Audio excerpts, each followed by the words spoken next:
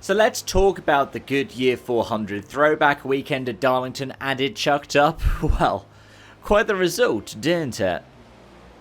And we're going to start off with second place, William Byron. He swept the stages, he led every lap for the first, 240 odd laps of the race.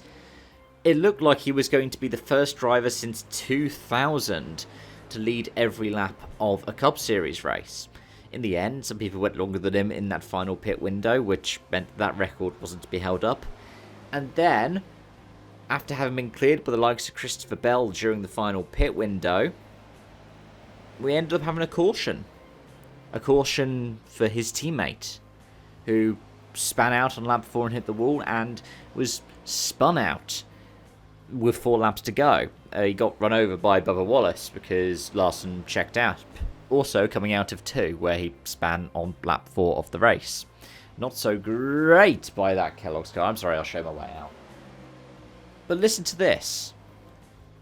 It's not the first time that Bubba Wallace, spinning out Kyle Larson, has inadvertently given Denny Hamlin the win.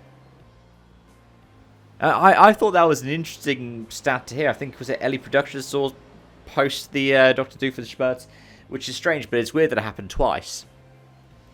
It is odd that it's happened twice now, but yeah, Wallace just wasn't really performing today. That spinning of Larson actually got him back onto the lead lap. But yeah, I mean, Larson really wasn't there all day. It was strange. I think it was probably his worst performance that I can actually think of in the Cup Series since I've been watching it. And I know I've only been watching since 2020. And even then it was the second half of 2020 when Larson was on vacation, enforced vacation from NASCAR. But it was utterly bizarre. What was also strange was Denny Hamlin winning the race off of pit road, and William Byron, I think, had first stall and didn't make the most of it in the end. Supposedly, the deciding factor for Denny Hamlin, they were talking about this on the Fox broadcast, was how his jackman had figured out to sling the jack around himself to save him a couple of steps. And it seemed to pay off for the 11 crew, because at the end of the day, they had the fastest 4-tyre average off of pit road. And in that final overtime pit stop, he was quite comfortably clear of the next guy, which was his teammate Tyler Reddick, right? It was utterly bizarre. But let's talk a little bit more about that B word, bizarre, because the top 10 itself is quite strange. Behind Hamlin and Byron, we have Christopher Bell, who started quite well in that late phase and jumped Byron in the final green flag pit window. Tyler Reddick, who was running up front until just before that final caution.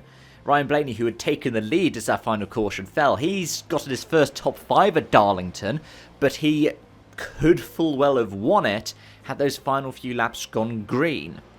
The top 10 is rounded out by Chris Buescher, who really needed that. The 17 then bolsters their points advantage. Ross Chastain, who is having one of his better runs in the Cup Series this season. Chase Elliott getting another top 10. Ty Gibbs getting his first top 10 of the season, when his average was way, way, way further down beforehand. I mean, if I talk about his other performances, his next best was 13th last time out, then it was 16th.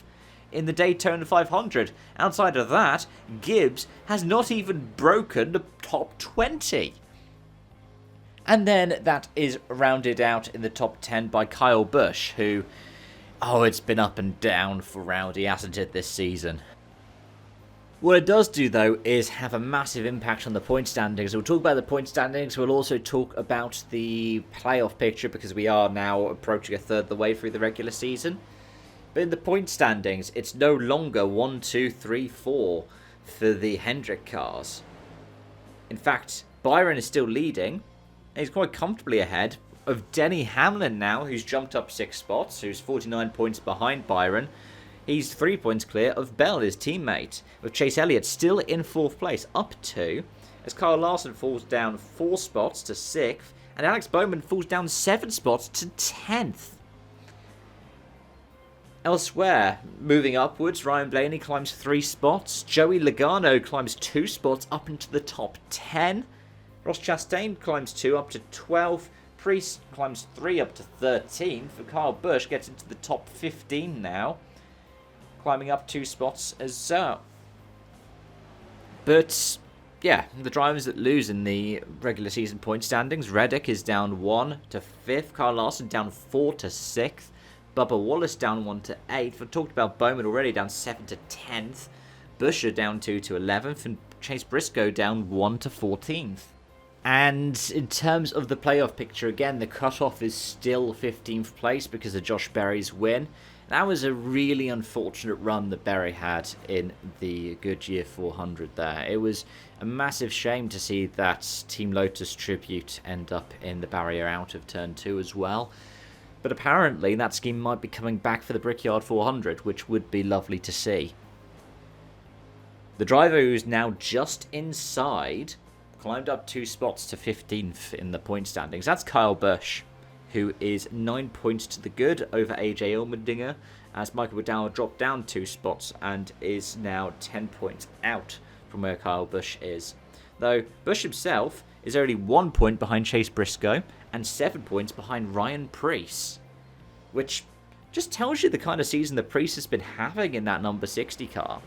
It also then points out to you where Brad Keselowski is.